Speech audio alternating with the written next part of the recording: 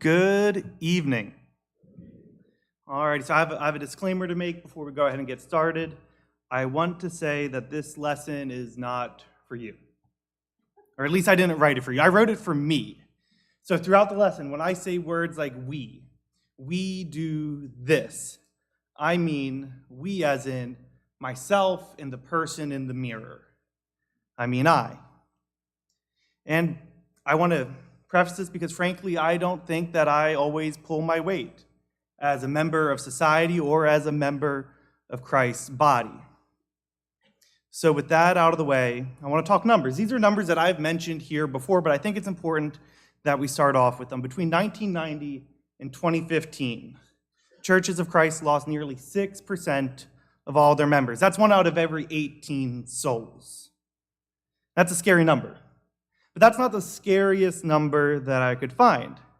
You see, between 2007 and 2014, the only age demographic within the Churches of Christ to decrease, to shrink, were those under 18 and those 18 to 29. That's what scares me. It would be one thing if 1 out of every 18 souls disappeared out of the pews at random. But it's not random. It's a specific set of demographics. It's one age bracket or two. It's the young people, the future of the church, the people we so desperately need, because eventually that's all that's left. No, I don't think we're losing people because of some shift in theology. I don't think we're losing people because of a change in culture, or that we're losing some sort of cultural war or some sort of shift in dynamics. I think it's because we forgot what it means to walk in the footsteps of Jesus. I think it's because we've forgotten how to care. See, in 2019, the Wall Street Journal published a survey of responses from those aged 13 to 25. These 13 to 25-year-olds all had one thing in common. They formally identified as Christian. Keyword there is former. And throughout that survey that was published, there's a lot of interesting tidbits here and there, but there's one that stood out to me the most.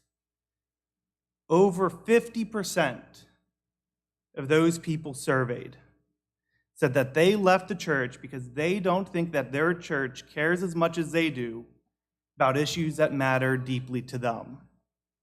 And I think that I understand that mindset, because I think apathy is the root cause for a lot of our problems, or at least it's the root cause for a lot of mine. Let's take the example of evangelism. Now, we could sit here for the next 15 years breaking down piece by piece the Great Commission, or talking about different methods and modes and models of evangelism. And we might learn a thing or two, but I don't think that's the problem. I think our failure to evangelize, our lack of drive to save the lost, our complacency is a symptom of something so great, or at least it is for me. Because the problem is, I just don't care. Because if I really cared that my neighbors were on a path of spending eternity separated from God, I'd move with a little bit more haste. I'd work a little harder. I'd act a little more urgently. But frankly, I don't. I move at the speed of a tortoise, every single day putting off an opportunity, saying, I'll take care of that later. I'll take care of that in the future, because I don't care enough. People die unjust deaths every single minute. Diseases steal children from their parents far too early. Corruption runs rampant, not only in governments, but in religion. Homelessness is a pandemic. We sit in the middle of a mental health crisis. Society has been falling apart for as long as there's been a society. And we sit here day after day, and maybe we do something, but I know I don't do enough. I want to care. I like to tell myself that I care. But if you were to take a look at my actions, if you asked me to put my money where my mouth is, you'd see that I just don't simply care enough. And that's what I want to talk about tonight. I want to talk about how to care for others. But before we talk about the how, I want to discuss what caring actually means. So strap in for just a minute. We're going to go through a whole lot of Bible verses, and then we'll slow it back down again. So to start off, I want to talk about Matthew 25, 35, and 36. For I was hungry, and you gave me food. I was thirsty, and you gave me drink. I was a stranger, and you welcomed me. I was naked, and you clothed me.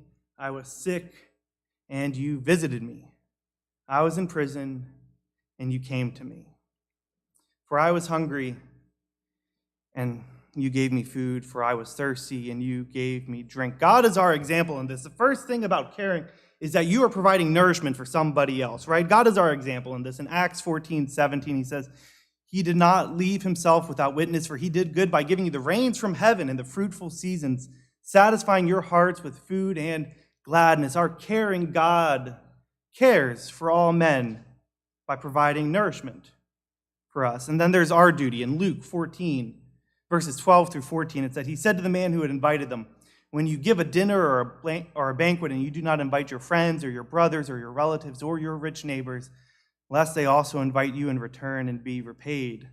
But when you give a feast, invite the poor, the crippled, the lame, the blind, and you will be blessed, because they cannot repay you, for you will be repaid at the resurrection of the just. God expects us to provide for others, for those who can't provide for themselves, for those that society has simply failed. That's our job.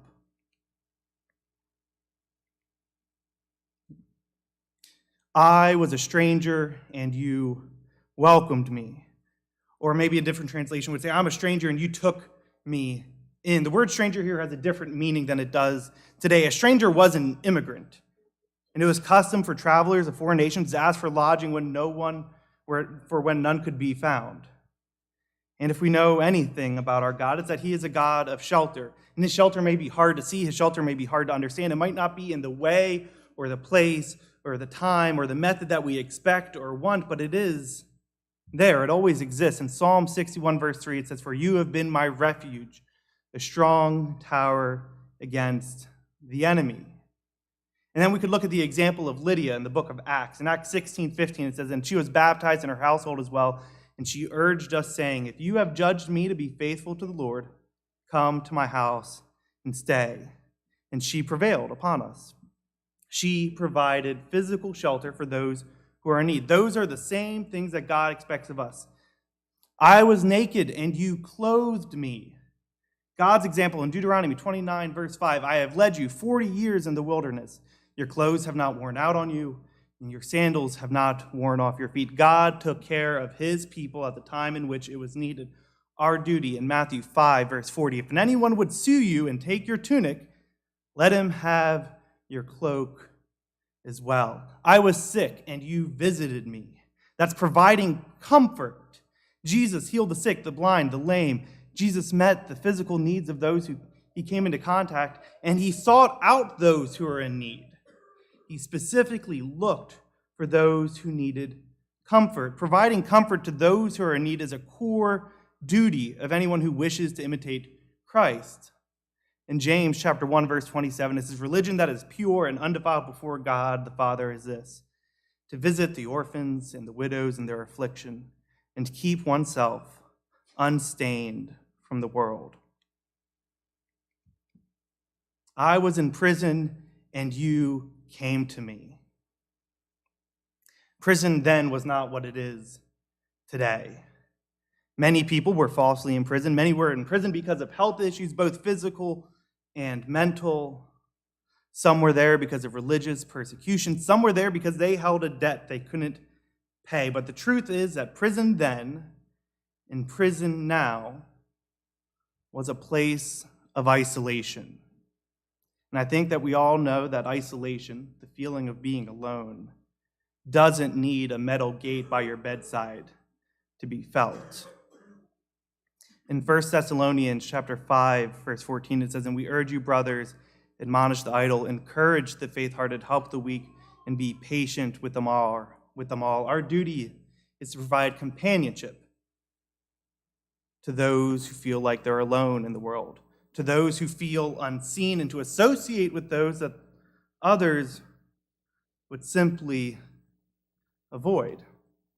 So caring is providing sustenance and shelter, material needs, comfort, and companionship.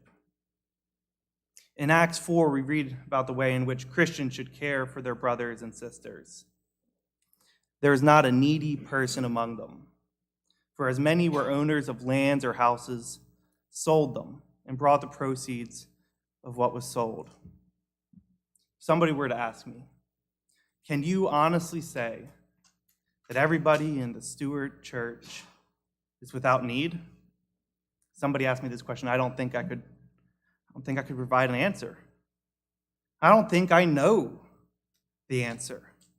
I don't have that relationship with every single brother and sister in this room. I don't know people intimately enough to know if they have needs that need to be filled or not. And to sum it up in a way that is truly painful to say, I never cared enough to put in the work to find out. And I'll switch to we because it's getting hard to say if we can't take care of our own, we can't take care of the people that we meet with on a weekly basis, how can the world expect us to take care of others? In Luke chapter 10, we see Jesus sharing the parable of the Good Samaritan. He's talking to the religious leaders of his time, and this parable tells the story of a man he's down on his luck. He's traveling from Jerusalem to Jericho, and while on his journey, he's attacked, he's robbed, beaten, and left nearly dead. And while laying on the roadside, he is passed by both a priest and a Levite. These were the righteous, the moral, the religious elite. Surely, they would do the right thing, but they didn't. They left him there to die. Eventually, a Samaritan comes along and sees the man on the side of the road, and at this time, Samaritans were barely viewed as people, let alone righteous, but this Samaritan provided healing and transportation and shelter to the man who was in need. It was the outsider, the man in which society dismissed, who actually stopped to care. This is the story that I think of when I hear the voice inside of my head start to talk, when it starts to shout, it's not my job. It's not my job to provide for others. It's the job of the government or social programs or local shelters. It's the job of anyone but me. You know why it's their job? You know why we say it's their job? Because it's not. It's our job.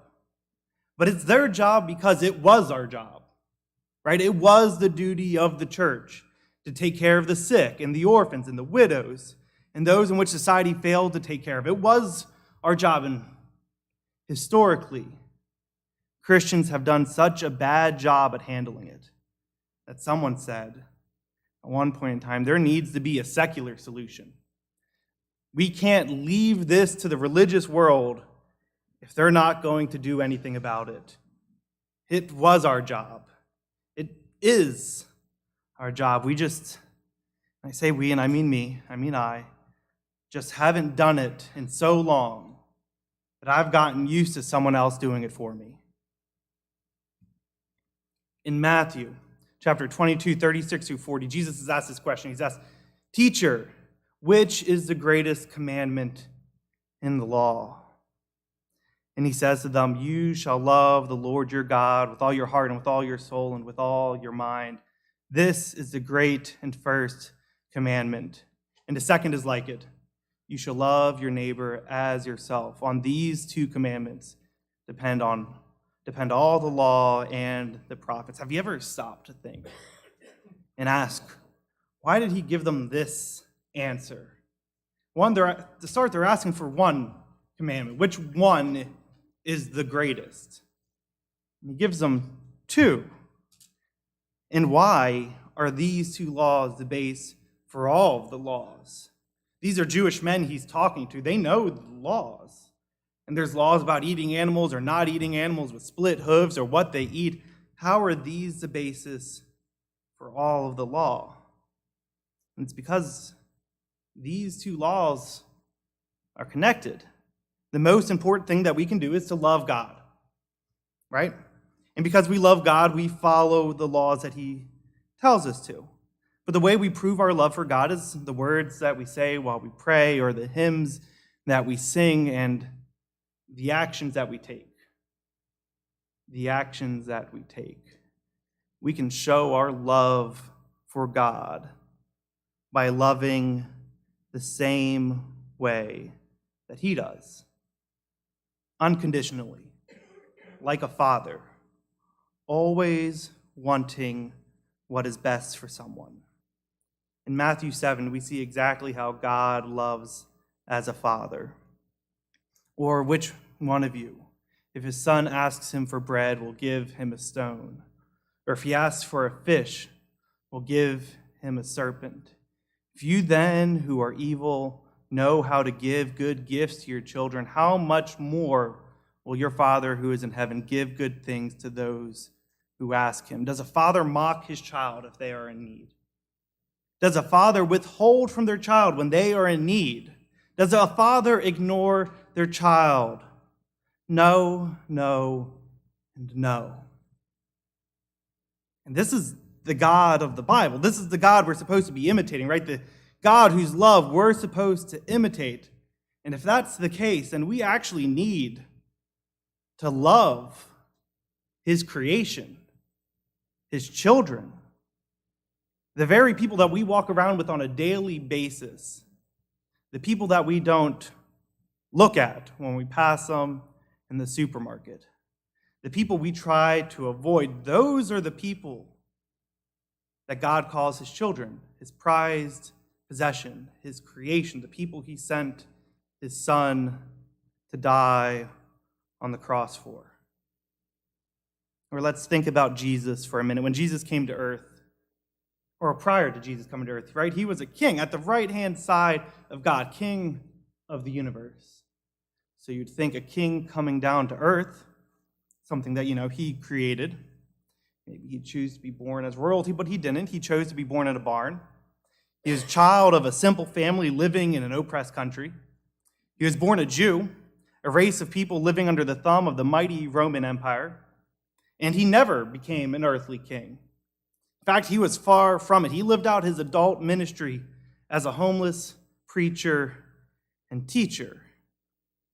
In short, he was humble in every single sense of the word. But it didn't stop there. Not only was he humble, not only did he just not think a lot about himself, he thought about others. The movement that he started, the movement that we now call Christianity, was founded on this very principle: to treat others as if they are more worthy than you. Let's look at what he said to his followers in Mark 9:35. He sat down and he called the 12 and he said to them, "If anyone would be first, he must be last of all and a servant of all." Whoever wants to be first, whoever wants to be the most important, whoever wants a reward must first become a slave, a servant. Is there any people group in the world to ever exist more lowly than slaves?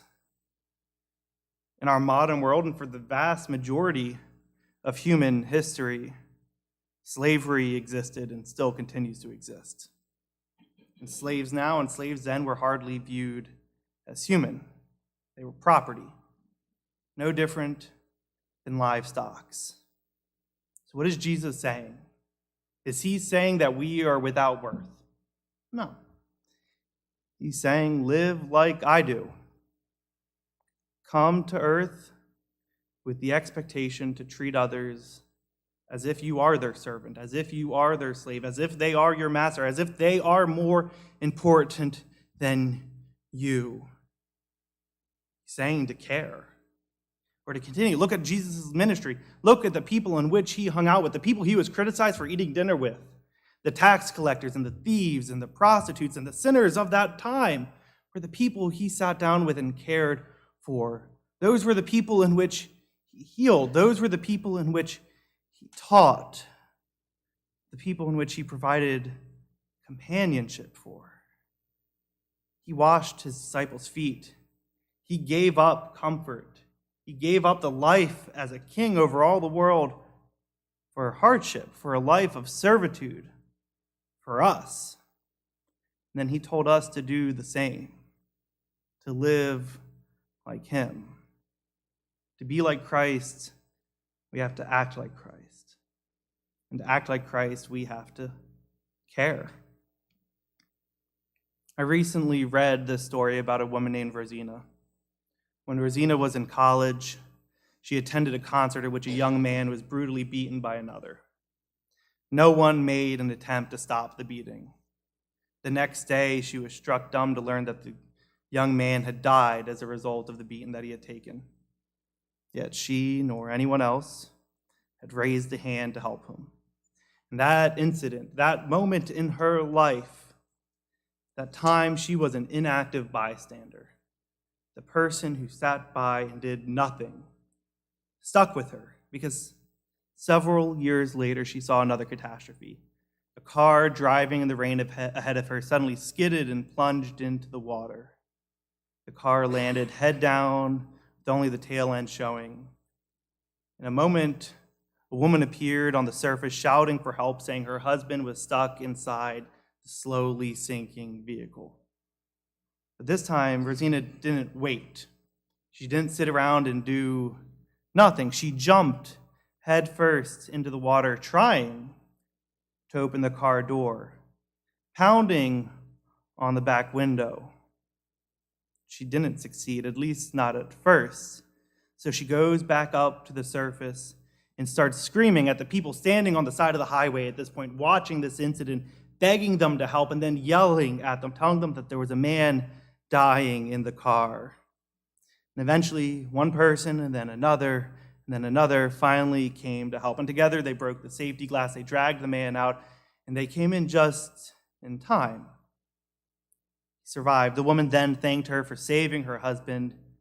And Rosina lived her life for the next couple weeks on this emotional high. But she made this decision, this promise to herself, that she would never again sit by and do nothing. Now, I've never witnessed a man get beat to death or drive their car into a body of water. But I've sat by and I've done nothing plenty of times. I do it on a daily basis. I do it so often that some might argue it's the one thing that I am great at. I want to stop doing nothing. I want to stop not caring. I want to stop sitting idly by and watching sick people die without comfort, watching people die lost. I just want to stop doing nothing. I'm going to change, or at least I'm going to try to change. I'm making a decision to do something. When I see a person in need, whether that is physical or spiritual or emotional need, I'm going to do something. Because to live like Christ, to actually care, requires action. And if you're like me, if you're in the same boat as me, if you sit day after day comfortably doing nothing, I hope you're willing to go on this journey of change with me. Because we talk a lot about these steps of salvation, and I'll put steps in quotes because I know my salvation wasn't a linear path. It involved a lot of loops and repeats and missteps. But when we discuss salvation, we often talk about what we need to do. We talk about hearing and believing and repenting, confessing, being baptized. And then we skim over this part about living faithfully. Because living faithfully means to live a life like Jesus, to actually care for others. And interestingly enough, the part we skim over is the part I know that I struggle with. Now, I'm not saying I'm a product of the environment in which I was raised. I have no proof of that. But I do know if we keep living a life where we skim over the part of living faithfully, eventually people are going to stop doing it. And that's not a risk I'm willing to take.